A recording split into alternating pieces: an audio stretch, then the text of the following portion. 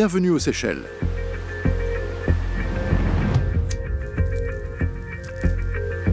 Un paradis tropical, un lieu de paix et de tranquillité,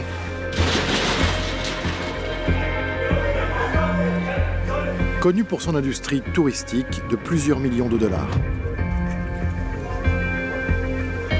Un lieu où les riches viennent se reposer et se ressourcer. Mais ce ne sont pas les Seychelles que je connais.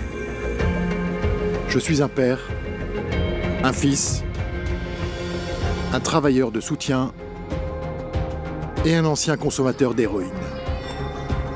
Je veux vous montrer la vérité sur mes îles et la réalité qui se cache derrière le luxe. Il est probable que ni l'un ni l'autre ne soit ce que vous pensez.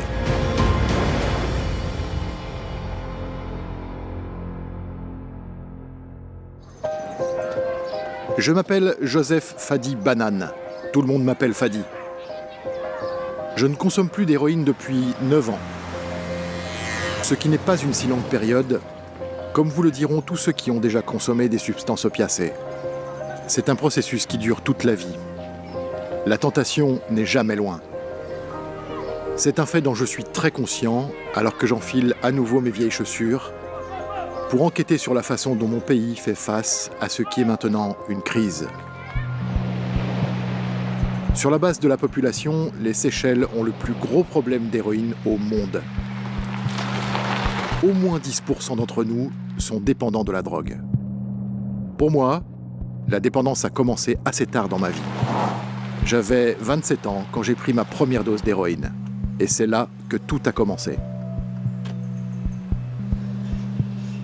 Ah, c'est différent de quand j'y étais. C'est dans cet endroit que j'ai pris ma première bouffée.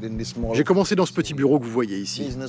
Les affaires ne marchaient pas, je me suis assis dehors et j'ai décidé d'essayer mes premières bouffées. J'ai vomi ce jour-là. C'est à partir de ce jour-là que tout a commencé. Et boum, ça a été ainsi pendant 5 ans. Mon entreprise s'est effondrée. Je suis devenu un étranger pour ma propre mère et on m'a enlevé mon fils. Je ne sais toujours pas pourquoi j'ai commencé à fumer de l'héroïne.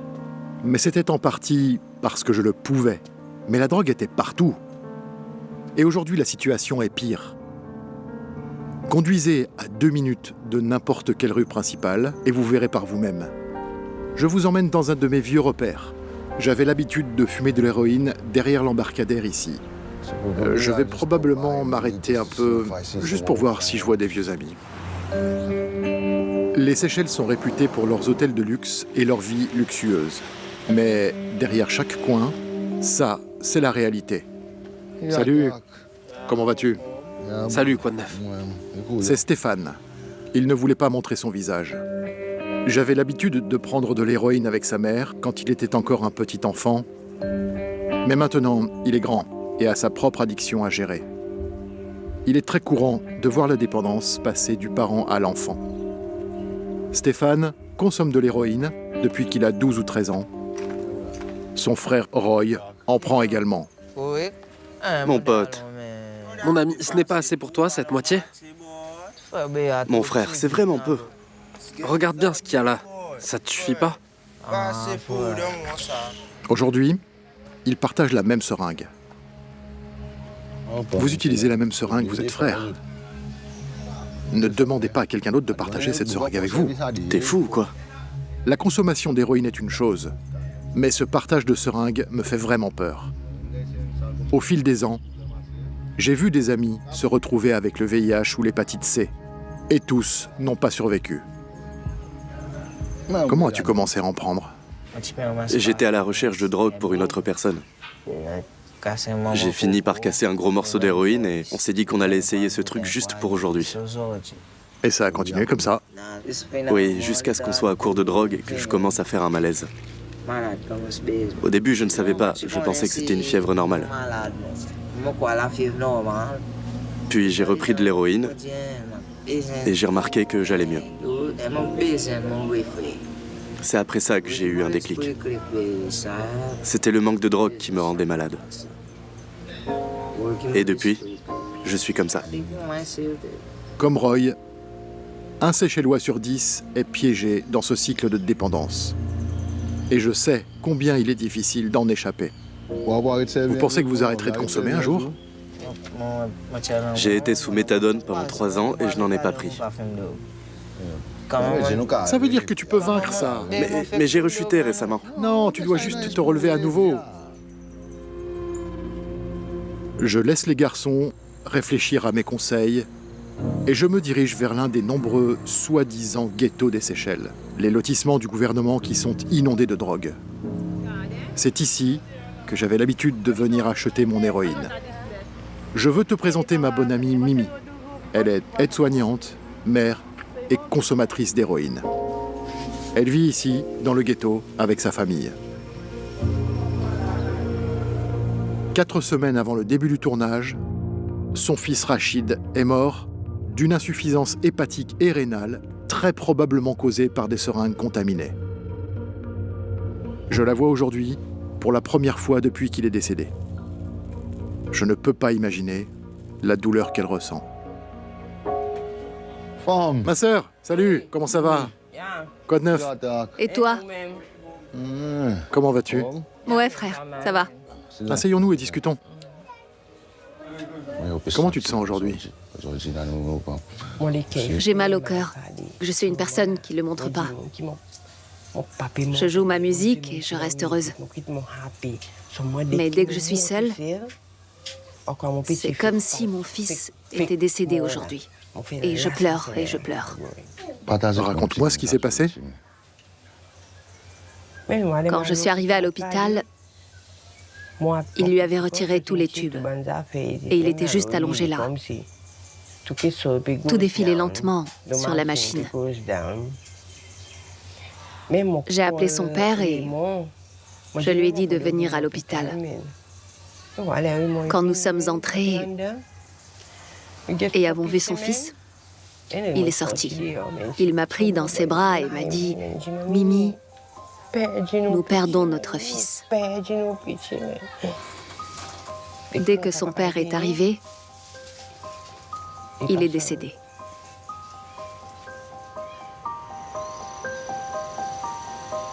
Mimi me dit qu'elle prend maintenant du crack en plus de l'héroïne.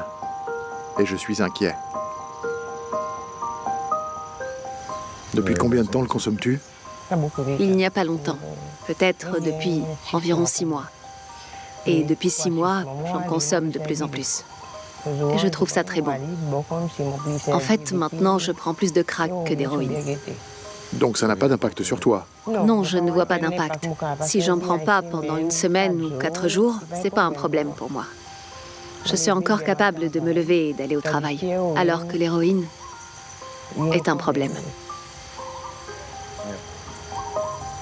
Je suis triste pour elle, mais pas surpris. Ces dernières années, la consommation de crack aux Seychelles a augmenté massivement. Les derniers chiffres montrent que les saisies de cocaïne par la police ont augmenté de près de 3000% depuis 2018. Pourquoi en consommes-tu? J'en prends parce que j'en ai envie. Je veux juste en profiter pour évacuer le stress dans ma tête.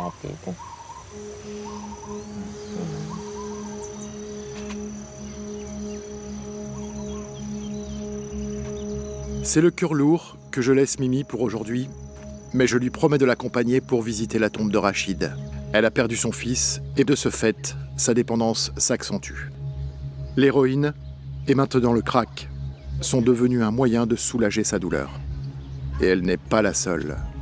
Malgré son image de marque 5 étoiles, 25% des habitants de l'île vivent en dessous du seuil de pauvreté. Bonjour tout le monde. Pour des personnes comme Juliette et Cathy, la vie est dure.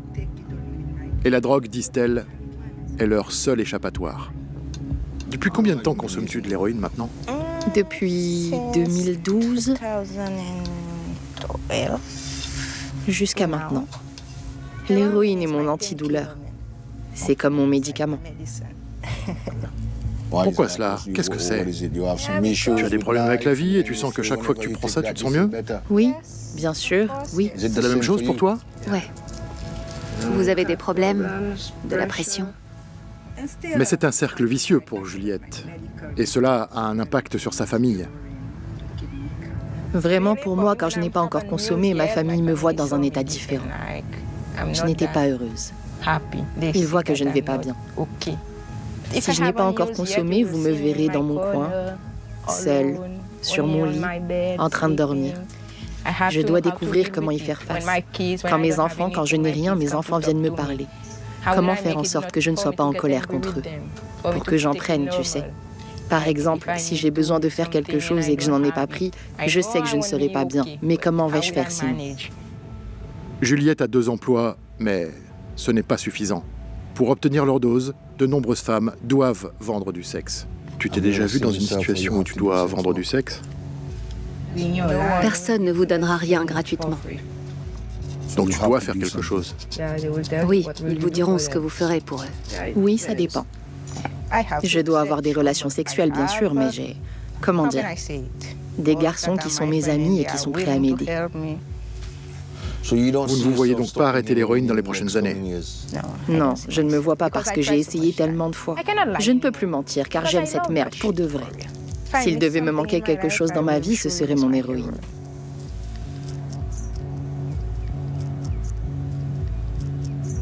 J'aime mes enfants, j'aime mon mari, mais aussi j'aime vraiment l'héroïne.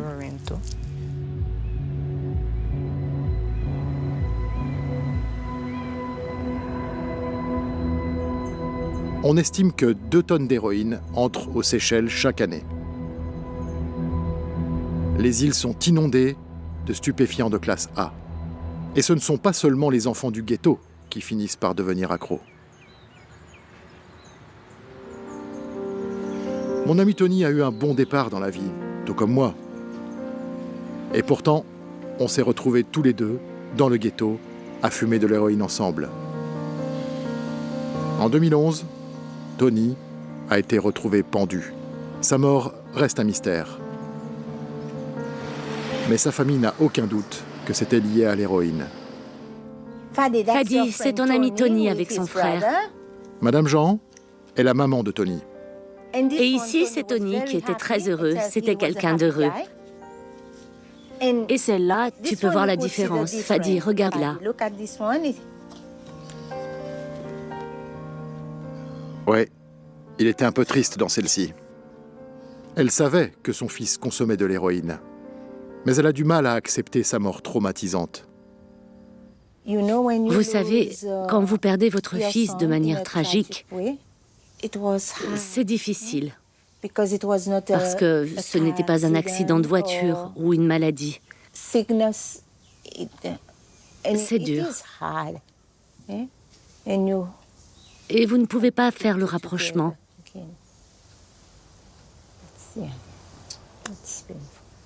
C'est très douloureux. Madame Jean a traversé beaucoup d'épreuves. Mais ses soucis sont loin d'être terminés. Son plus jeune fils consomme également de l'héroïne. Jude est pire. Les choses ont dégénéré et il a commencé à prendre de l'argent. Beaucoup d'argent. Nous n'avons même pas un drap de lit. Tout ce qu'il voyait, il le prenait et le vendait pour de la drogue. Alors, quand il est allé en prison, je pensais qu'on aurait une pause. Mais c'est comme si vous l'aviez envoyé dans une école pour criminels. Vous savez, de la petite délinquance aux choses plus importantes. Une fois qu'il est sorti de là, il est devenu un expert. Depuis lors, Jude a fait plusieurs séjours en prison. Pour l'instant, il est en détention provisoire pour vol, où l'héroïne est facilement disponible. On peut même l'obtenir à crédit. Alors quand il le prend à crédit, que se passe-t-il? Les parents doivent payer parce qu'ils enverront des gens pour collecter votre argent. As-tu eu peur? Mais bien sûr, tu as peur. Ils te menacent, ils disent qu'ils le tueront. Ils font tout ça. Je n'ai pas pu aider Tony. Mais avec le soutien de sa mère, il n'est pas trop tard pour Jude. Je peux aller le voir avec toi? Oui, bien sûr. Je serais contente si tu pouvais y aller. Viens avec moi pour qu'on puisse obtenir une visite. Tu peux peut-être lui expliquer mieux que moi, parce que moi, tu sais, je n'ai jamais été une... Je n'étais pas une toxicomane moi-même. Je ne sais pas ce que c'est, à quel point c'est dur. Mais j'essaie de comprendre. J'essaie d'être patiente avec lui. Mais je serais heureuse si tu m'aidais. Si nous pouvons travailler ensemble, ce sera beaucoup plus facile pour moi. Parler à Madame Jean me fait penser à ma propre mère. Elle aussi aurait pu enterrer un fils s'il n'y avait pas eu un centre de désintoxication qui m'a probablement sauvé la vie. Aujourd'hui, il n'y a rien de tel aux Seychelles. En 2020, les querelles politiques ont entraîné la fermeture de tous les centres d'hospitalisation. Le seul soutien cohérent qui reste aux usagers est un programme gratuit de méthadone, un substitut de l'héroïne qui peut être utilisé pour la désintoxication. La réhabilitation résidentielle fait partie du passé. Ce centre, à la misère, a fermé en 2017. Rien qu'en regardant l'état du bâtiment, c'est vraiment triste. Cet endroit aurait pu sauver la vie de beaucoup de gens. C'est la même histoire à travers les Seychelles. Sur l'île de Pralin, le centre Dove a tout arrêté en matière de réhabilitation des patients. Et voici l'hôpital de Les Cannelles, où j'ai été traité. C'est désert aussi. C'était plein de gars. Chaque gars a son lit. Parfois, c'était un peu effrayant. Mais il fallait être fort. C'était mon lit. C'était mon lit. C'était mon lit. À l'époque, ces centres de désintoxication aidaient des centaines de personnes. Mais ce n'est pas un processus facile à suivre. Cette année, ça fait exactement 9 ans que j'ai quitté cet endroit. Je me souviens que la première fois que j'étais admis ici, je devais rester 6 semaines. Et c'était ma 3e semaine. J'ai été un peu énervé, j'ai été un peu confus, j'ai été un peu déprimé. Je sens juste que je voulais sortir de cet endroit. Alors j'ai commencé à passer des appels téléphoniques. Ma mère était si en colère. Ce n'était pas du tout son genre. J'ai été libéré, mais sans la permission des médecins. Donc après 8 mois, je me suis drogué à nouveau. Je me souviens du jour où j'ai téléphoné à mon médecin. Je l'ai informé. Je suis revenu ici. Cette fois, j'ai fait mes 6 semaines complètes. Je me souviens combien c'était difficile quand je suis entré pour la première fois. Alors aujourd'hui, je suis assis ici, je n'ai plus touché à l'héroïne. Crois-moi, c'est un sentiment... Je ne saurais pas exprimer. C'est trop. C'est trop. C'est trop.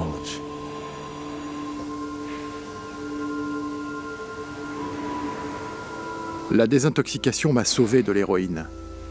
Mais avec ces programmes maintenant fermés, il n'y a pas beaucoup d'aide pour les autres. Et de nombreux utilisateurs doivent lutter seuls contre leur dépendance.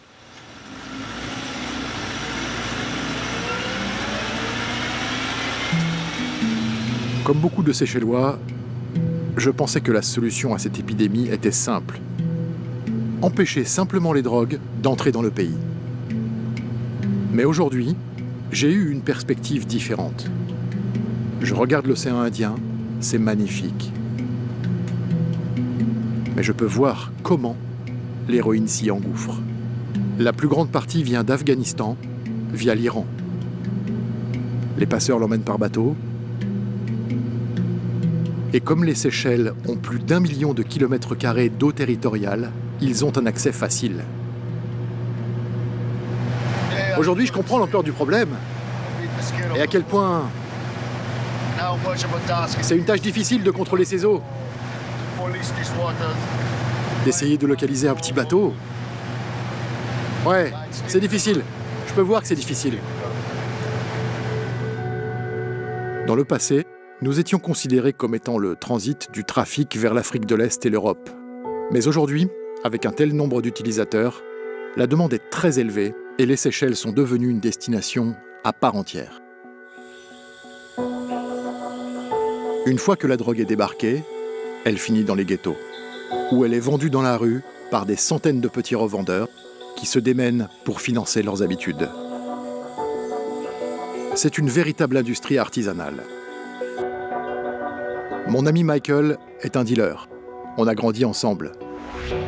Il a accepté de me parler devant la caméra, à condition que nous protégions son identité. Comment vas-tu ? Bien. Toujours occupé ? Oui, je vérifie les choses.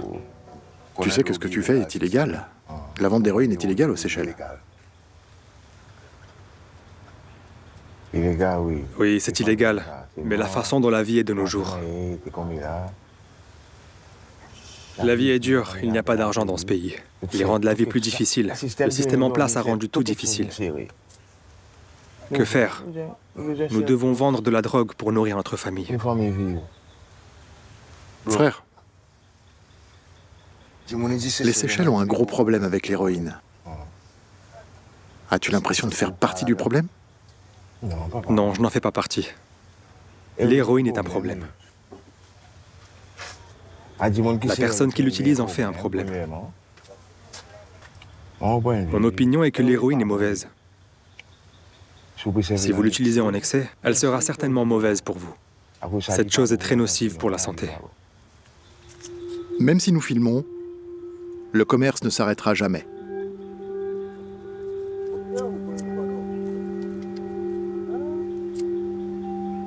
Quelles sont les difficultés que tu rencontres lorsque tu essayes de gagner ta vie de cette manière ? La police. Si tu cherches la drogue, va juste chercher la drogue. Mais ils sont brutaux, ils frappent les gars. Alors les gars deviennent aussi agressifs. Alors ça devient le chaos. C'est de la bonne cam, mec. Je voulais voir si les allégations de Michael à propos d'une police autoritaire étaient vraies. À mon époque, la politique des Seychelles en matière de consommation d'héroïne était axée sur la réduction des risques et la réhabilitation. Mais en 2021, le nouveau gouvernement a déclaré la guerre à la drogue. Aujourd'hui, l'unité des narcotiques prévoit une série de perquisitions. Des officiers de police étrangers sont envoyés en rotation pour soutenir l'équipe. Car la corruption liée à la drogue au sein de la police est un problème majeur. On m'invite à participer à cette opération. Et je décide de ne pas y aller. Je ne peux pas être vu avec ces gars-là, car ils pillent la communauté avec laquelle je travaille. On pourrait me prendre pour un informateur. Vas-y.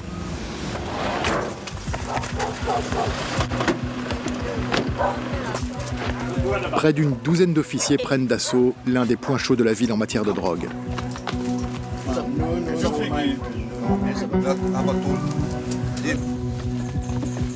Dans les magasins locaux, les adolescents sont arrêtés et fouillés. Jusqu'à présent, personne n'a été arrêté. Plus tard dans la nuit, suite à une information, l'équipe fait une descente dans 2 appartements voisins. Aux Seychelles, les flics des stupéfiants n'ont pas besoin de mandat.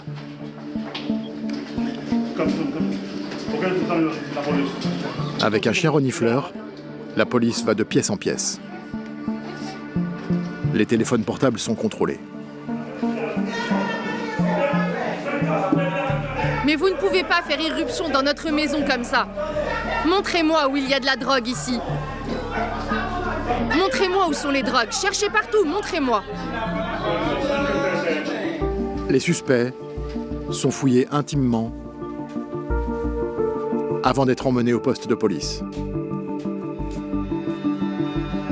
Et la somme totale des descentes, à peine une poignée de cannabis.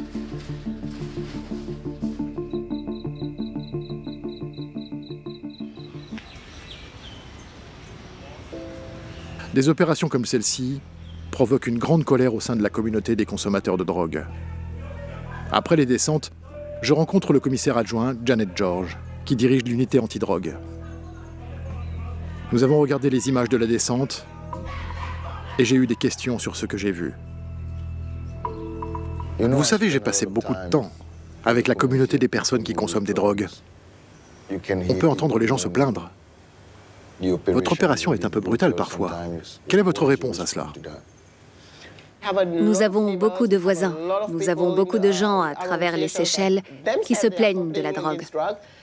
Si je m'assois et ne fais rien, ils ne s'attendent pas à ce que des officiers de police arrivent sur les lieux comme un officier novice.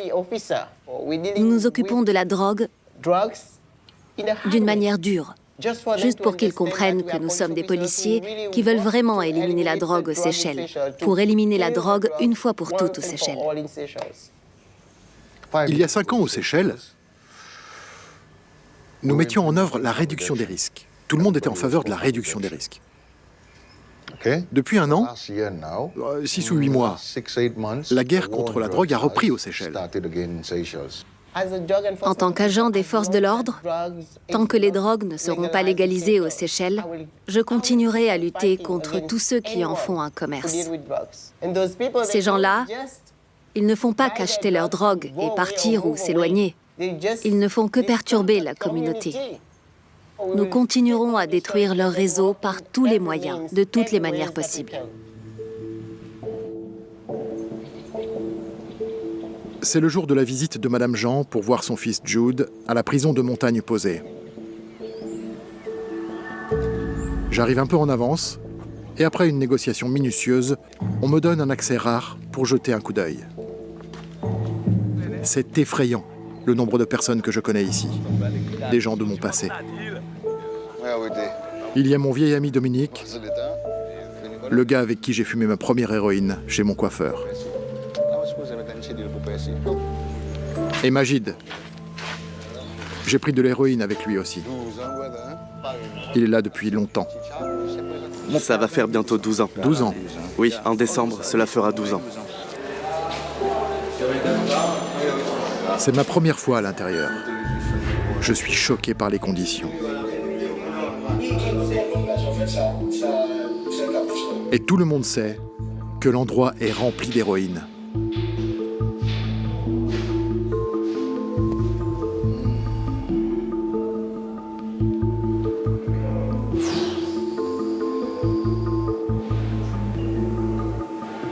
Je ne vois pas comment quelqu'un pourrait se rétablir ici. Mais j'espère que Jude pourra me prouver le contraire. Hey Jude, je t'amène ta mère. Hello. Hello.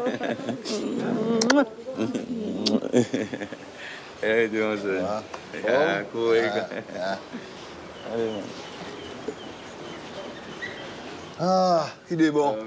Je suis contente de te voir, mon fils. Ouais, content de te voir aussi, maman. Jusqu'à présent, la seule personne que je vois régulièrement. Tu ne m'as pas laissé tomber une seule fois, tu sais. Vous savez, parfois il me ment. Mais nous parlons. Ici, nous sommes amis. Comment te sens-tu d'avoir une telle mère? Je suis très reconnaissant, tu sais. Toutes ces humiliations que je t'ai fait subir, toutes ces mauvaises choses que je t'ai dites, j'apprécie que tu sois là. J'ai honte de le dire, mais vous savez, la dépendance, ce n'est pas facile. La mère de Jude a toujours été son roc, mais je peux voir la pression qu'il subit. Je sais que c'est pas facile, maman. Sois forte, c'est ce que je te dis. Sois forte parce que j'ai besoin que tu sois forte aussi pour moi.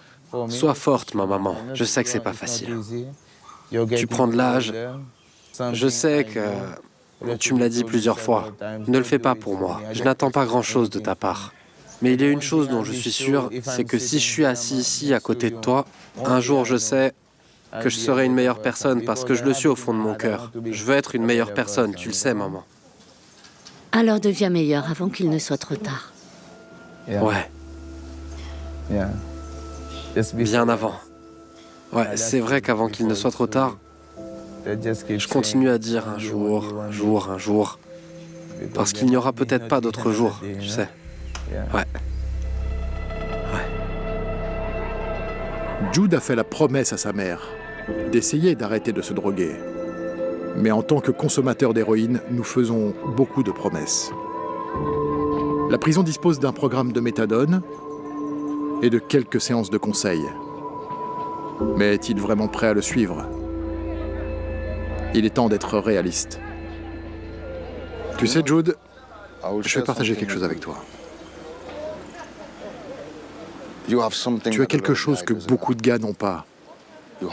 Tu as quelque chose que 75% des gars qui utilisent de l'héroïne n'ont pas, mon frère. C'est le soutien de ta mère. Pour que ta mère soit prête à venir, à faire ça avec toi. Pense juste à ça, mec. Pense juste à ça, s'il te plaît, frère. Le point de départ pour moi serait commencer à faire en sorte que cette femme se sente différente. Je sais que tu ne veux pas faire de mal à ta mère. Mais pourquoi tu le fais quand même? Pourquoi le faisons-nous encore? C'est quelque chose qui reste un mystère. C'est quelque chose que je dois découvrir. Mais je sais que mon problème principal est que je dois enfin arrêter de prendre des drogues. Peut-être qu'au fond, il y a un peu de colère. Peut-être qu'il y en a. J'ai perdu mon frère. Peut-être qu'il y a quelque chose là qui fait que je continue, tu sais. Donc, si nous parvenons à obtenir un conseiller, est-ce que tu serais prêt à aller de l'avant et de dire « laissez-moi faire le premier pas » et puis je vois ce qui suit? Je sais que c'est dur, juste pour atteindre ce point où je ne blesserai plus ma mère. Non? Ouais, frère.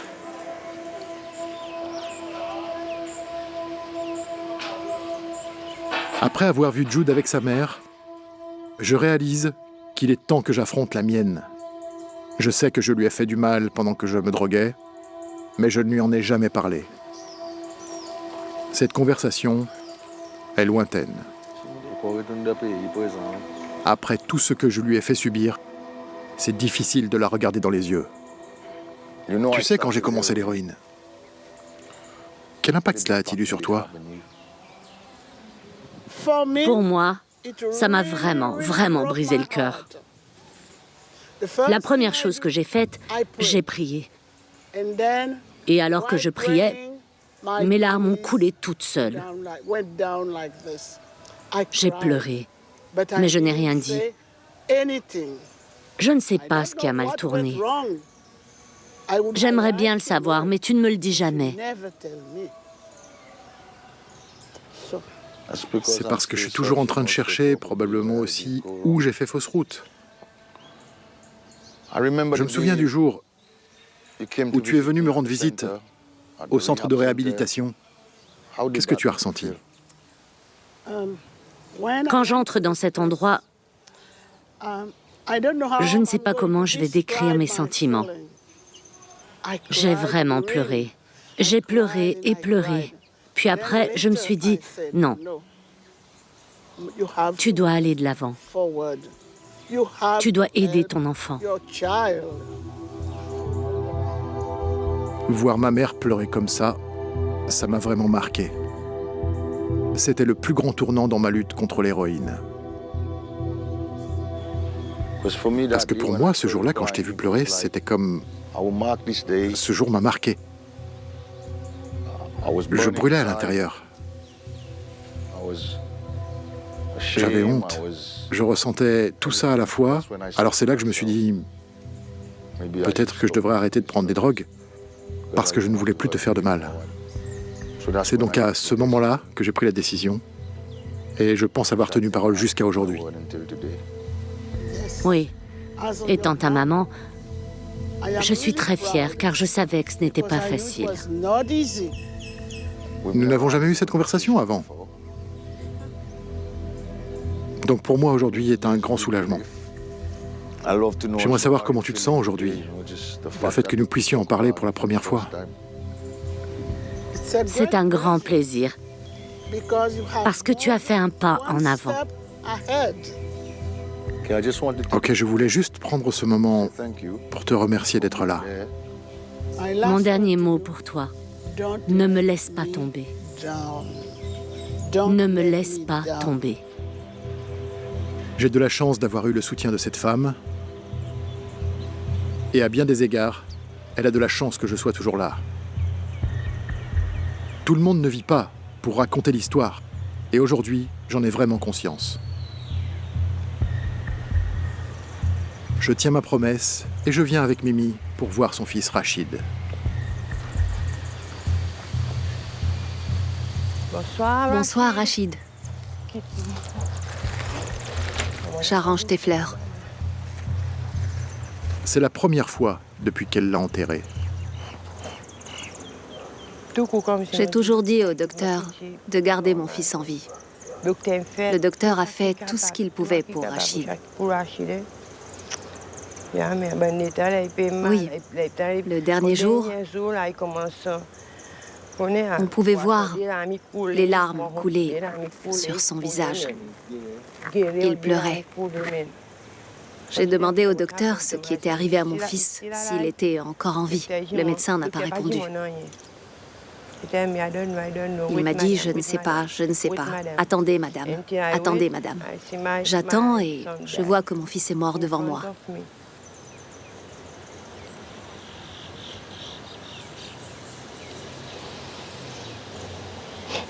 Maman, maman, maman, je suis malade.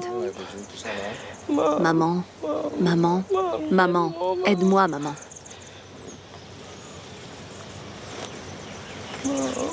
Maman, maman, je ne te vois pas, maman.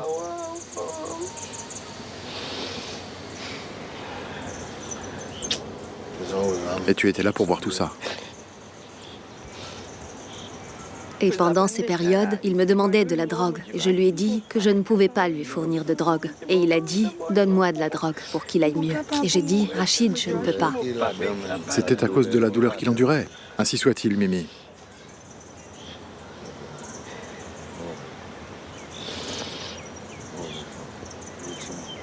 Et je vois mon fils à la morgue. C'était si douloureux, Fadi. Je sais, je sais. Je suis fatiguée de pleurer sur lui. Fatiguée de pleurer.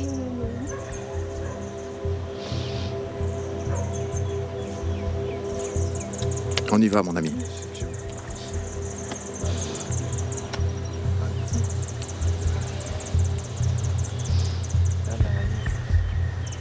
Rachid n'avait que 20 ans lorsqu'il est mort. Mais sans la grâce de Dieu, n'importe lequel d'entre nous pourrait se retrouver ici avant son heure. Personne ne le sait mieux que Jude. Il y a 12 ans, l'héroïne a emporté son frère Tony, et sa propre dépendance est profonde. C'est à toi de leur dire ce que tu ressens, c'est pas à eux. Aujourd'hui, il est prêt à donner une autre chance à la guérison. Et les enjeux ne pourraient pas être plus élevés. Il veut s'inscrire au programme de méthadone de la prison, mais tout le monde ne remplit pas les conditions requises. Nous devons remplir le formulaire. Nous devons vous poser quelques questions. Lorsque vous vous droguiez, quel type de produit utilisiez-vous? Fumiez-vous? Vous injectiez-vous? Fumer et traquer. Donc vous ne vous êtes jamais injecté? Non. Vous n'avez jamais partagé une seringue? Comment évaluez-vous votre vie? Êtes-vous satisfait de votre vie? Non, je ne le suis pas du tout parce que je suis en prison. Donc, je lui donne une note de 2. L'urine de Jude est testée pour les drogues. D'accord, Jude. Oui. Dans votre urine, vous avez des opiacés. Oui. Il m'a dit qu'il avait consommé de l'héroïne, le matin même, dans sa cellule. Pas étonnant que le test soit positif.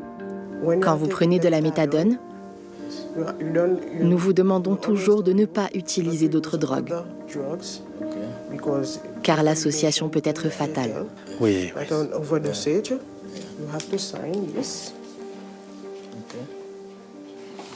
Jude accepte d'arrêter de consommer des opiacés et il est accepté dans le programme. C'est un grand soulagement pour lui. Le jour suivant, Il va prendre sa première dose. Bonjour madame. 30 pour une semaine. D'accord madame. Mais d'après mon expérience, la méthadone n'est pas une solution à elle seule. Nous demandons donc à la prison d'organiser aussi un soutien psychologique pour lui, et ils acceptent. Jude sait que beaucoup de détenus n'ont pas cette opportunité. Mais ce n'est pas facile. Je peux sentir à quel point il est nerveux, et cela me rappelle ma propre première séance. J'étais exactement pareil. Entrez, Jude. Oui, d'accord. Allez, voilà. Allez. Allez.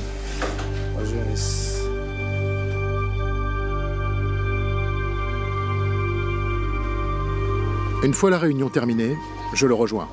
Alors frère, Ouais, frère. Tout va bien. Ouais, tout va bien. Pas mal. C'est bien mieux que ce à quoi je m'attendais, tu sais. Elle est très compréhensive. Elle voulait vraiment m'écouter. pour que tu puisses t'exprimer librement. Ouais, je pouvais m'exprimer librement. Tu veux t'ouvrir à eux, mais parfois t'as un peu peur, tu sais. Ouais, mais ça va aller. Je l'apprécie. Et merci, mec. Fadi, merci beaucoup. On verra la semaine prochaine. En quittant Jude, je sais que ça ne va pas être facile. Pour son bien et celui de sa mère, j'espère que cette fois, ça va marcher. En faisant ce film, j'ai beaucoup appris, mais j'ai encore tant de questions sur la façon dont mon pays en est arrivé là, et sur ce que nous allons faire pour y remédier. En définitive, la seule personne en mesure de me donner des réponses est le président des Seychelles, Wavel Ramkalawan. En quelques mots, si vous pouvez nous donner un aperçu de l'épidémie de drogue aux Seychelles. Eh bien, la situation de la drogue est très mauvaise. À l'heure actuelle, en ce qui concerne la consommation d'héroïne par habitant, les Seychelles occupent la première place dans le monde. Et ce n'est pas une statistique qui me fait personnellement plaisir. Environ 10% de notre population, de nos jeunes, sont dépendants de l'héroïne.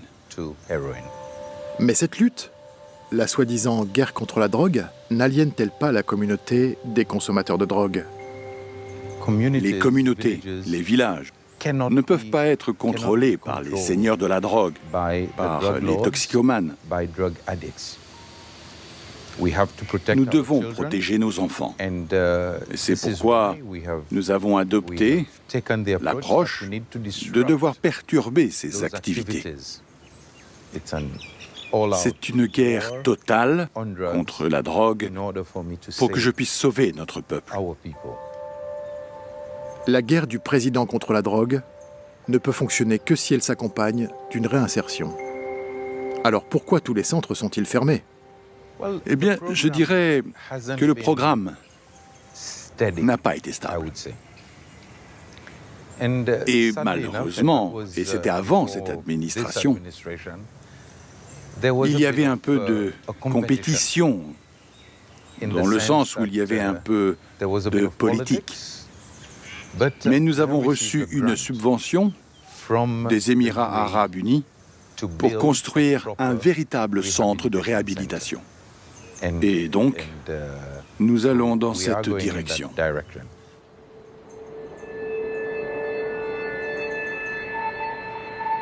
J'espère que le président tiendra sa parole et rouvrira les centres.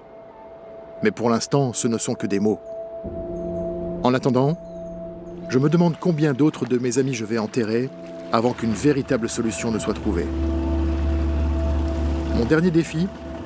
Faire face à mon fils Ronald. Il a maintenant 19 ans et espère devenir biologiste marin. Je l'ai laissé tomber plus que quiconque. Pendant mes années de consommation, je n'étais pas là pour lui. Trop occupé à essayer d'avoir ma dose.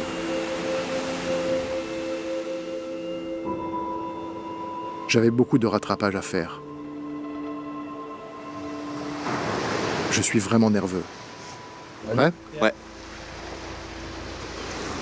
Ok, mon garçon, je sais que tu avais 5, 6, probablement 4 ans quand je prenais de l'héroïne. En as-tu des souvenirs? J'en avais aucune idée. Rien du tout à cet âge exactement.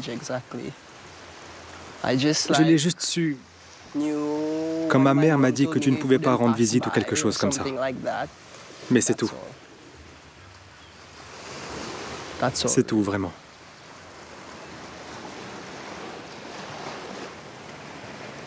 Quelles sont les choses que tu attendais que ton père fasse pour toi et que je ne faisais pas en tant que père? La plupart du temps, quand nous avions des projets, comme d'aller à la plage ou dans un endroit excitant, quelque chose que j'attendais avec impatience. Ça faisait un peu plus mal que maintenant. Mais genre, après 1 heure environ, je trouvais autre chose à faire ou j'essayais de ne pas y penser. Tu sais, j'ai peur parfois. Je m'inquiète toujours du genre d'amis avec qui tu sors. Parfois inquiet que la pression des camarades puisse te faire consommer de l'héroïne. Honnêtement, je pense que c'est naturel que tu penses ça. C'est humain en tant que père que tu penses ça. Personnellement, je sais que personne ne m'influencerait pour faire quelque chose que je ne veux pas faire. Tout ce que je fais est réfléchi. Surtout quelque chose comme l'héroïne. Je sais ce qu'est l'héroïne.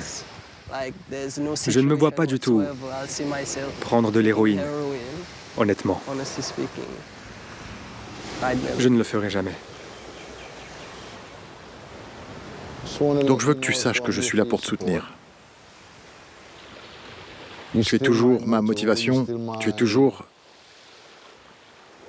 l'une des raisons pour lesquelles je ne consommerai plus d'héroïne. Alors, merci d'être là aussi aux côtés de ton père. Oui, je suis heureux d'entendre ça. Et aussi heureux d'entendre que ça n'arrivera plus jamais. Donc on se soutiendra l'un l'autre. Et on continuera à faire ce que nous faisons habituellement.